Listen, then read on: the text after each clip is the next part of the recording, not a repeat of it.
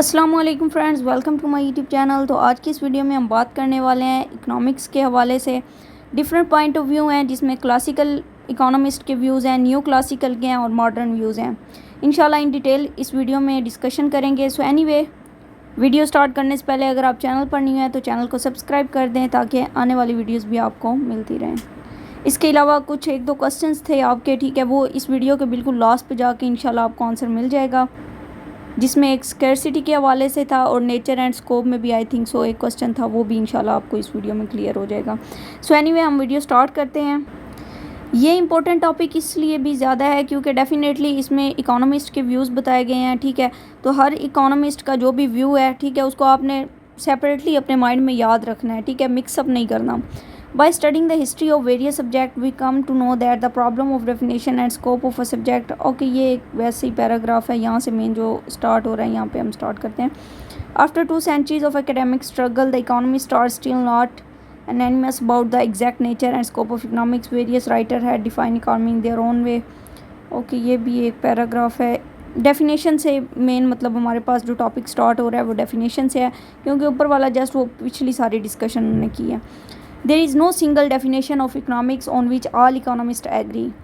कि कोई भी सिंगल डेफिनेशन नहीं है इकोनॉमिक्स की जिस पे तमाम इकोनॉमिस्ट एग्री हों। हर पर्सन की एक अपनी डेफिनेशन है।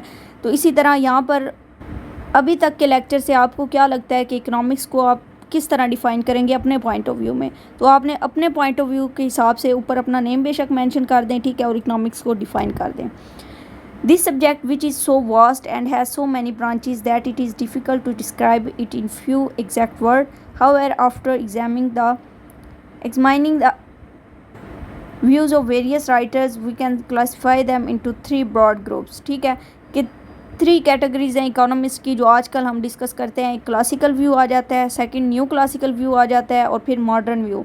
जो क्लासिकल व्यू है वो बेसिकली कहते हैं कि economics is the science of wealth, के दौलत से मुतल्लिक कैश मनी जितनी भी है, ठीक है, क्योंकि ये साइंस ऑफ वेल्थ में भी फिर आगे काफ़ी डिस्कशन आ जाती है, तो इसलिए वो कहते हैं कि दौलत की साइंस है in simple word. New classical क्या कहते हैं? साइंस ऑफ मटेरियल वेलफेयर, ठीक है। और मॉडर्न व्यू क्या कहते हैं? Science of scarcity. तो अगर जब भी अब आपने मॉडर्न व्यू के हिसाब से चलना है तो आपने इकोनॉमिक्स को स्कैरसिटी से डिफाइन करना है। न्यू क्लासिकल के व्यू के मुताबिक मटीरियल वेलफेयर है और क्लासिकल के मुताबिक वेल्थ है। इकोनॉमिक्स है साइंस ऑफ वेल्थ। अब क्लासिकल व्यू को हम फर्स्ट ऑफ ऑल डिस्कस कर लेते हैं, ठीक है, कि क्लासिकल के थॉट्स क्या थे, क्या व्यूज़ वो बताते हैं। क्लासिकल में सबसे ज़्यादा जो प्रोमिनेंट नेम है वो एडम स्मिथ का है, ठीक है। क्लासिकल का जो थॉट्स हैं वो एडम स्मिथ से रिलेटेड हैं। It is the pioneer of classical economist, ठीक है। By classical economist we mean the group of earlier economist. Means classical economist वो इकोनॉमिस्ट हैं जो सबसे पहले मतलब अर्लियर इकोनॉमिस्ट में हम इनको कंसिडर करते हैं, which includes Adam Smith and his followers of 19th century. अब यहाँ पर यह भी आपने नोट करना है कि एडम स्मिथ के जो थॉट्स थे वो 19th सेंचुरी में डेवलप होना स्टार्ट हुए थे, ठीक है, या 19th सेंचुरी से वो ग्रो हुए और इनके कुछ फॉलोअर्स भी थे। उसके अलावा वो फॉलोअर्स कौन से हैं वो इंशाल्लाह नेक्स्ट उम्मीद है यहाँ पे डिस्कशन आएगी, वहाँ पे क्लियर हो जाएगा। Adam Smith considered that economics is the science of wealth. Adam Smith कहते थे कि इकोनॉमिक्स दौलत की साइंस है। He is called the founder of modern economics. ये मॉडर्न इकोनॉमिक्स तक पहुँचने तक के ये फाउंडर कंसिडर किए जाते हैं, ठीक है, कि क्लासिकल से बात स्टार्ट हुई, न्यू क्लासिकल और फिर मॉडर्न तक आ पहुँची। इन 1776 इनकी एक बुक है, बहुत प्रोमिनेंट है, ये बुक आपने याद रखनी है। His book on economics as inquiry into the nature and causes of wealth of nation. In simple word में इनको wealth of nation भी कहा जाता है, ठीक है, मतलब इस बुक को, लेकिन बेस्ट यही है कि आप पूरा नेम याद करें, an inquiry into nature and causes of the wealth of nation. Many other economist followed Adam Smith and define economics as a study of wealth. Evaluation की अगर बात करें, the classical definition given by Adam Smith and other had one common features: the wealth is the center of the study of economics. Adam Smith mentioned 4 aspects of wealth which form the basis of study of economics. कि Adam Smith ने अपनी जो book है wealth of nation, inquiry into the nature and wealth of nation, उसमें basically क्या किया कि 4 main discussions की हैं, 4 मेन कॉन्सेप्ट दिए हैं, ठीक है, जिसमें एक है प्रोडक्शन ऑफ वेल्थ, मीन्स कि दौलत को किस तरह प्रोड्यूस किया जाए, कंजप्शन ऑफ वेल्थ, उसको किस तरह कंज्यूम करना है, डिस्ट्रीब्यूशन ऑफ वेल्थ, किस तरह उसको तकसीम करना है, एंड एक्सचेंज ऑफ वेल्थ, किस तरह उनको लेन देन पर्पज़ के लिए बेसिकली यूज़ करना है, ठीक है। तो अब एडम स्मिथ की जो भी ये बायोग्राफी या फिर उसके अलावा जो भी डिटेल चल रही है, इसको आपने मतलब अच्छे से नोट डाउन करना है, क्योंकि यहाँ से इकोनॉमिक्स का स्टार्ट हुआ था। This our stress on wealth ignoring human role in activities about wealth caused misunderstanding about the subject, कि इन्होंने ज़्यादा जो फोकस किया है वो वेल्थ पे किया है, लेकिन इन्होंने ह्यूमन का जो रोल्स है या एक्टिविटीज़ हैं उसको इग्नोर किया है ज़्यादा, ठीक है। तो इसलिए मतलब ये डिस्कशन इसमें आई है। Since wealth was viewed only as richness stock of gold and money, और यहाँ पर जो वेल्थ को मतलब जिस तरह बयान किया गया वो यही है कि इससे आप अमीर तर होते जाएंगे, उसके अलावा गोल्ड आपके पास है, मनी है, तो आप रिच पर्सन कहलाते हैं। It was assumed that study of economics would encourage selfishness and greediness, कि यहाँ पर अब देखिए उन्होंने अज्यूम किया है कि जो इकोनॉमिक्स की स्टडी है वो आपको इनकरेज करती है सेल्फिशनेस की तरफ, ग्रीडनेस की तरफ। डेफिनेटली वो कह रहे हैं कि इकोनॉमिक्स एक दौलत की साइंस है, ठीक है, साइंस ऑफ वेल्थ है, ठीक है। तो डेफिनेटली वेल्थ को तो आप सेल्फिशनेस से कंसिडर करेंगे, आप कहेंगे हमारे पास जितना ज़्यादा पैसा हो वही बेस्ट है, ठीक है। तो इसमें एक लालच वगैरह भी आ जाता है। So reformers of that period like, अब ये नेम यहाँ पर क्लियर मेंशन नहीं है, ठीक है, इनको आप बुक से देखिएगा, कोई इकोनॉमिस्ट की नेम है आई थिंक सो। एक तो नज़र आ रहा है रुस्किन और दूसरे का नेम क्लियर नहीं है, वो आप बुक से देखिएगा। Condemn that the study of economics a worship of शैतान। अब यहाँ पर आप सोच सकते हैं कि जो दो इकोनॉमिस्ट के नेम दिए गए थे, ठीक है, इन्होंने क्या कहा है कि इकोनॉमिक्स को स्टडी करना है ऐसे ही समझे कि आप शैतान के राय कदम पे चल रहे हैं, ठीक है। At the same time theories like Malthus population theory and the law of diminishing return were put forward which convinced people through that the economist preached they called that dismal science. लेकिन यहाँ पर आप note कर सकते हैं कि जो Malthus की थ्योरी ऑफ पॉपुलेशन थी, ठीक है, ये एक लंबी डिबेट है माल्थस की जो थ्योरी ऑफ पॉपुलेशन है, लेकिन उसको सेपरेटली इंशाल्लाह नेक्स्ट वीडियोस में हम डिस्कस करेंगे। और law of diminishing return basically ये चीज़ कन्विंस करता है पीपल को कि बेसिकली मैन काइंड के लिए एक डार्क फ्यूचर है, ठीक है। अब डार्क फ्यूचर किस तरह है, इस चीज़ को अंडरस्टैंड करते हुए कि माल्थस की जो थ्योरी ऑफ पॉपुलेशन थी वो ये थी कि हमारे जो रिसोर्सेज हैं वो दिन ब दिन कम हो रहे हैं, लेकिन हमारी पॉपुलेशन दिन ब दिन बढ़ रही है, ठीक है। तो इससे क्या होगा, डेफिनेटली मैन काइंड को एक डार्क फ्यूचर दिखाया गया है, ठीक है। इसी तरह लॉ ऑफ डिमिनिशिंग रिटर्न के थ्रू भी, और इसको वो नाम क्या दे रहे हैं, डिसमल साइंस का, ठीक है। अब डिसमल साइंस की टर्म अगर कहीं भी यूज़ होती है तो इसके पीछे ये सारा बैकग्राउंड आपको अंडरस्टैंड करना पड़ेगा।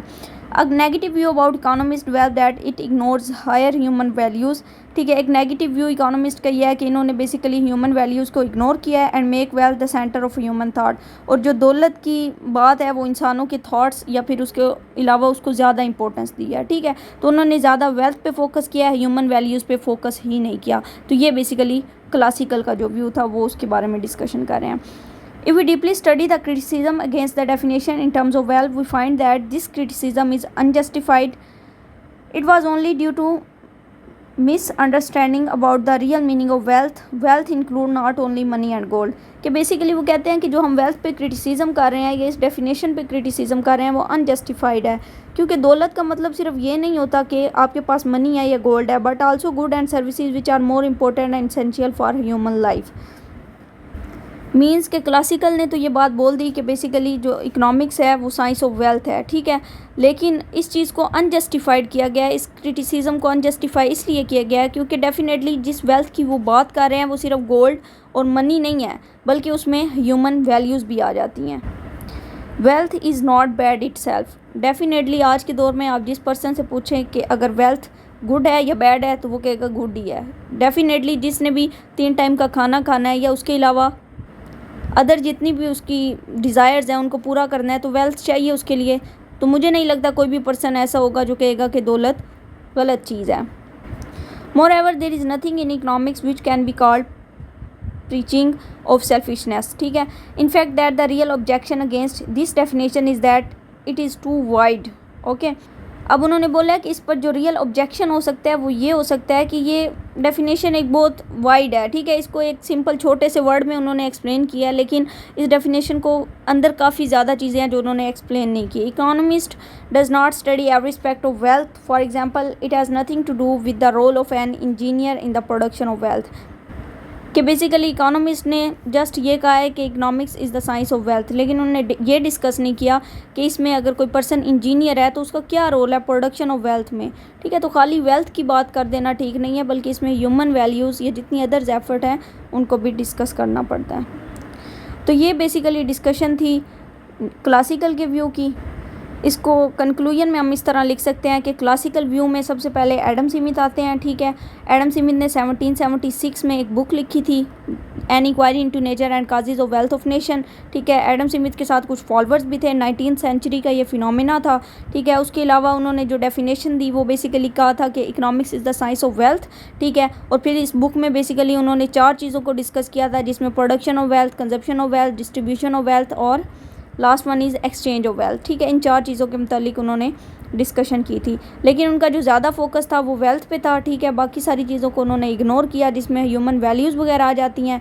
और इसी बुक में बताया गया है कि अगर मतलब जो इकोनॉमिक्स को आप वेल्थ के साथ रिलेट करते हैं तो वो डेफिनेटली स्ट्रेस फील कर देता है, ठीक है। स्ट्रेस फील मीन्स कि जैसे कि थ्योरी ऑफ पॉपुलेशन हो गई, ठीक है, ये भी क्लासिकल की थी। उसके अलावा आई थिंक सो क्लासिकल की थी, लेकिन 100% श्योरिटी नहीं है, ठीक है। तो इस चीज़ को नोट डाउन ना कीजिए, फाइनल करके फिर आपको कंफर्म कर देंगे, ठीक है।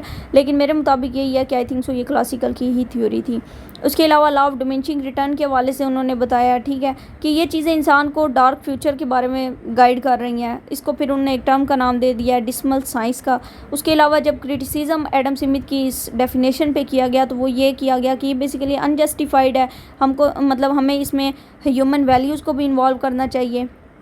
वेल्थ का जस्ट मतलब ये नहीं है कि गोल्ड और मनी आपने इकट्ठी कर लिया तो वो आपके पास दौलत बन गया, बल्कि इसमें एक ह्यूमन का भी रोल है, किस तरह वो उसको जनरेट करता है, ठीक है। तो ये सारी चीज़ें क्लासिकल के व्यू में थी। ओके, इसमें एक कंसेप्ट था जिसकी अंडरस्टैंडिंग करनी थी, स्कार्सिटी फोर्सेस चॉइस, ठीक है। स्कार्सिटी फोर्सेस चॉइस का मतलब ये है, इन सिंपल वर्ड हम ये यहाँ पर कहेंगे कि अगर एक पर्सन है, ठीक है, अब वो कहता है कि मैं मतलब गर्मी मुझे ज़्यादा लगती है, ठीक है, डेफिनेटली इसके लिए घर में एसी होना चाहिए, सही हो गया। अब ये स्कार्सिटी नहीं होगा, ये आपकी एक डिज़ायर है, इसके लिए आप पंखा भी यूज़ कर सकते हैं, ठीक है, फ़ैन भी यूज़ कर सकते हैं। लेकिन आपने क्या अपनी डिज़ायर रखी कि एसी होना चाहिए। अब डेफिनेटली एसी तो तभी आएगा जब आपके पास उसके लिए एक स्पेसिफिक अमाउंट होगी या फिर आपके पास रिसोर्सेज होंगे। तो बेसिकली अगर आप अपनी डिज़ायर को बहुत ज़्यादा अप कर देते हैं और आप वो फुलफ़िल नहीं कर पाते तो उसको हम स्केर्सिटी नहीं कहेंगे। एक अदर एग्जांपल हम ले सकते हैं कि फॉर एग्जांपल अगर आप चाहते हैं कि आपके पास एक साइड पे आप कहते हैं कि गोल्ड हो और दूसरी साइड पे आप कहते हैं कि डायमंड हो, ठीक है। रिसोर्सेज आपके पास गोल्ड के लिए है, लेकिन विश आपकी क्या है कि डायमंड होनी चाहिए। तो डेफिनेटली वो स्केर्सिटी नहीं है, गोल्ड भी आपकी सेटिस्फेक्शन को कंप्लीट कर रही है।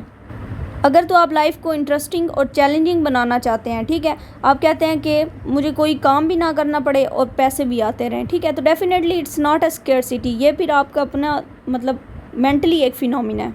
अगर तो आप अपनी नेसेसिटीज़ पूरी कर रहे हैं, ठीक है, फूड शेल्टर क्लॉथ ओके है, देन इट्स मीन कि आप एक अच्छी लाइफ गुजार रहे हैं, ये फिर स्केर्सिटी में नहीं आएगा। स्केर्सिटी का मतलब ये है कि बेसिकली आपके पास खाने के लिए भी पैसे ना हो, ठीक है, लिमिटेड रिसोर्सेज इतने हो कि आप किसी दूसरी जगह उसको इन्वेस्ट ही ना कर पाएँ। इस लाइन से आपको ज़्यादा जल्दी क्लियर हो जाएगा। What makes life interesting and challenging is not scarcity, ठीक है, कि वो कौन सी चीज़ें हैं जो आपकी लाइफ को इंटरेस्टिंग बना सकती हैं, ठीक है, ये स्कार्सिटी में नहीं आएगा। It's help so much as the necessity of making choice to deal with it. तो आपको बेसिकली जो आपकी डेली ज़रूरियात की चीज़ें हैं आपको उनको फुलफ़िल करना चाहिए। अगर वो आपकी फुलफ़िल हो रही हैं तो डेफिनेटली ओके है, अगर वो भी फुलफ़िल नहीं हो रही तो फिर ये मसला है कि आपकी डिज़ायर ज़्यादा है, मतलब फूड शेल्टर क्लॉथ ही नहीं है आपके पास, तो फिर हम इसको स्केर्सिटी में डिस्कस करेंगे। लेकिन अगर आप कोई बहुत लंबी लंबी या बहुत बड़ी बड़ी डिमांड्स अपने माइंड में सोच के बैठे हैं और कहते हैं कि रिसोर्सेज ही नहीं है, ठीक है, लेकिन आप 3 टाइम का खाना या फिर उसके अलावा फूड शेल्टर एंड क्लॉथ तो गेन कर रहे हैं, तो डेफिनेटली इसका मतलब ये होगा कि फिर स्केर्सिटी वाली सिचुएशन नहीं है। लेकिन मुझे लगता है अभी भी क्लियर नहीं होना आपको, लेकिन अगर हो गया होगा तो फिर डेफिनेटली कमेंट में बता दीजिएगा। सो अगर अब भी नहीं हुआ तो फिर इंशाल्लाह नेक्स्ट वीडियो में मज़ीद क्लियर कर देंगे ज़्यादा सिंपल एग्जांपल के साथ। So thanks for watching. अगर आपको वीडियो अच्छी लगी है तो वीडियो को लाइक शेयर सब्सक्राइब ज़रूर कीजिएगा ताकि आने वाली वीडियोज़ भी मिलती रहें। अल्लाह हाफिज़।